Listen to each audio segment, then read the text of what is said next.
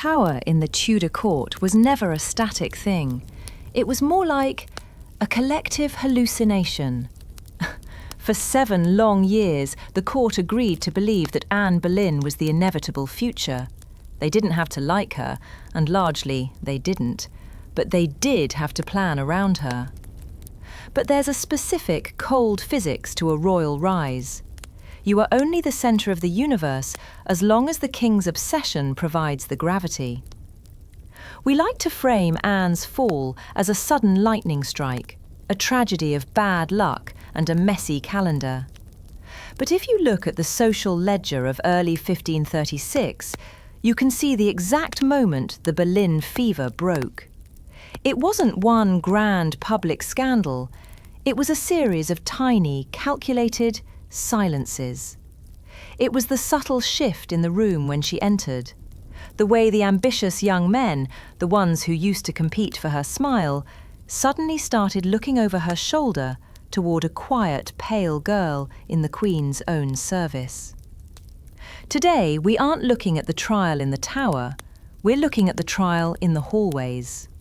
The moment when being Anne's person stopped being a career move and started being a death sentence.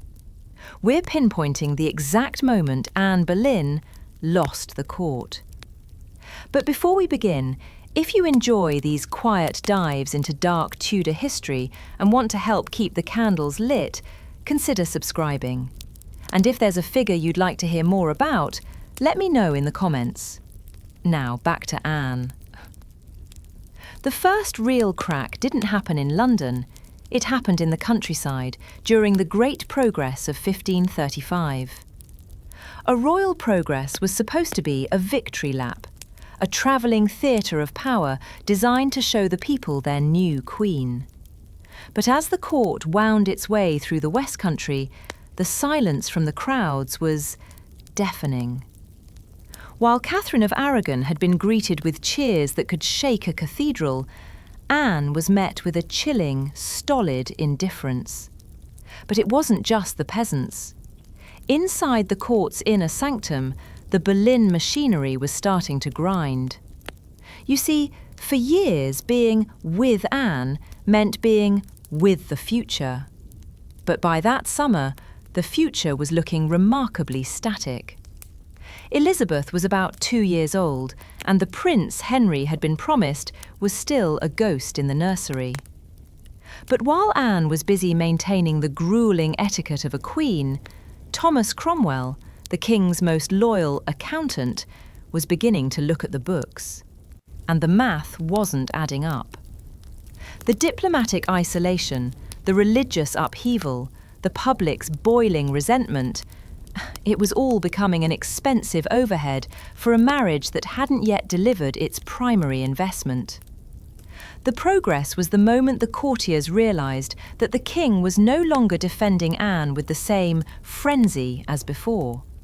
He was listening to other voices. Voices like the Seymours, who were strategically placing their daughter, Jane, in the Queen's own shadow. The court is a mirror. And by the time they returned to Windsor that autumn, the reflection Anne saw was starting to look a lot less like a queen and a lot more like a liability. But if the summer was a slow cooling of favour, January 8th, 1536 was a deep freeze. That was the day Catherine of Aragon finally died. To Anne, it must have felt like a victory. The Spanish rival was finally gone. She and Henry famously celebrated by dressing in defiant, joyous yellow.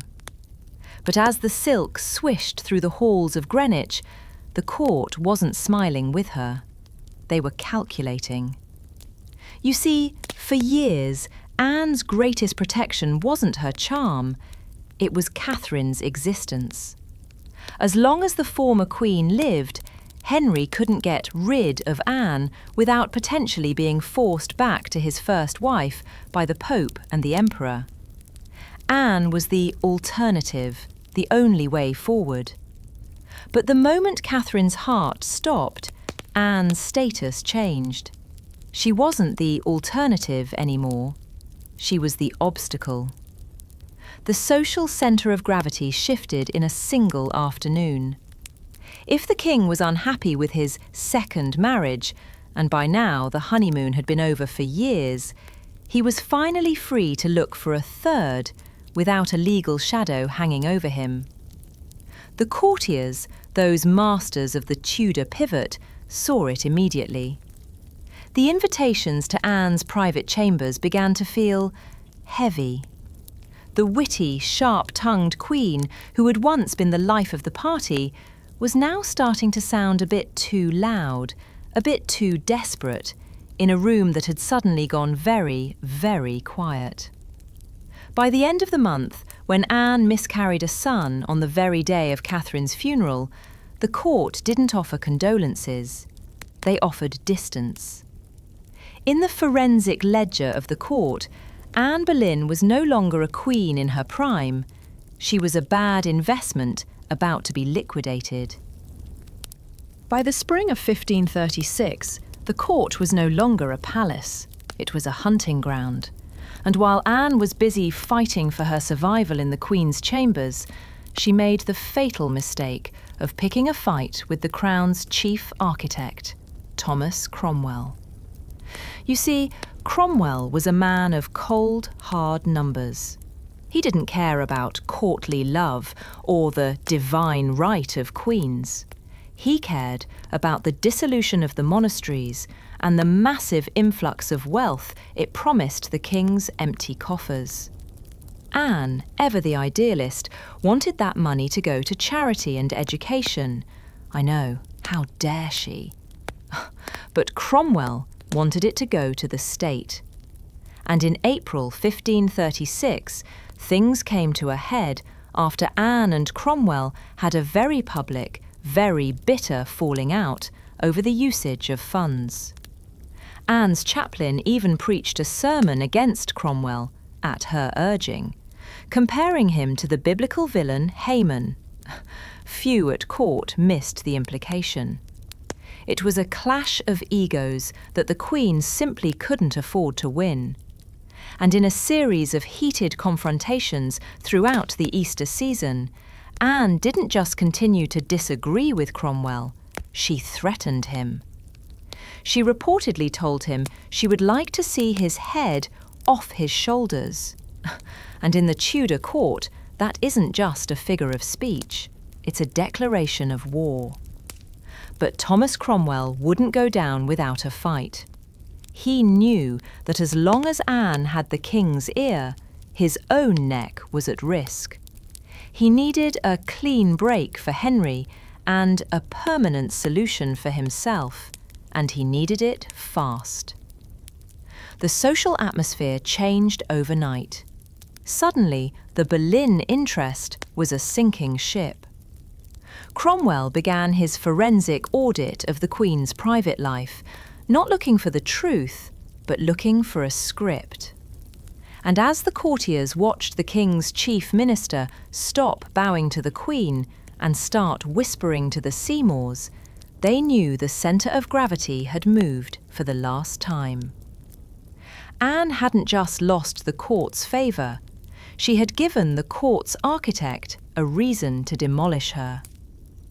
In those first few weeks of April, Cromwell moved with a frenzied fever, stitching together the allegations that would ruin her.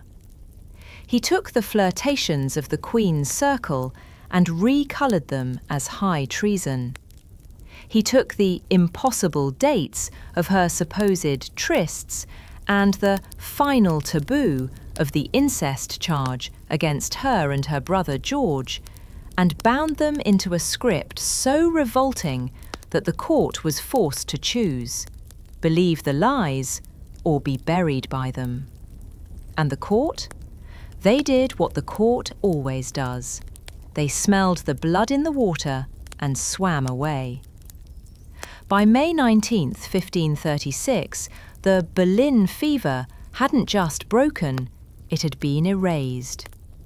The same noblemen who had once jockeyed for a single glance from Anne were now standing on Tower Green, checking their watches and waiting for the final bell of her life to toll. But Anne's final performance was perhaps her most brilliant. She didn't scream, she didn't accuse. She played the part of the good queen to the very last second, knowing that in a room full of people waiting for her to fail, the only way to win was to be perfect. The moment the sword fell, the court performed its final, brutal Tudor pivot. Within 24 hours, Henry was officially betrothed to Jane Seymour. And Anne? Anne Boleyn was not only executed, she was erased. Across the royal palaces, her initials were chiselled from stone. The proud H+A monograms that once marked Henry's devotion were carved over, painted out, or quietly destroyed. Henry wanted to be rid of her in every possible way. At Hampton Court, the damage is still visible. Rough scars where Anne's letter once stood. Her portraits vanished, her symbols were stripped away. Within weeks, the Tudor court scrubbed her from its walls and rewrote its memory. They'd already moved on to the next rising sun. In the end, Anne didn't just lose her head, she lost the collective agreement that she ever mattered at all. But as we've seen, history has a funny way of resurrecting the people the court tried to bury. Because while the courtiers of 1536 were quick to look away, we're still here, 5 centuries later, still looking for the truth in the shadows. I'm curious, do you think Anne's fate was sealed the moment she threatened Cromwell? Or was she a bad investment from the very beginning? But as we know, Anne's story wasn't the end of the pattern. The court would crown again, and it would learn nothing. It was merely a matter of who's next. Until next time,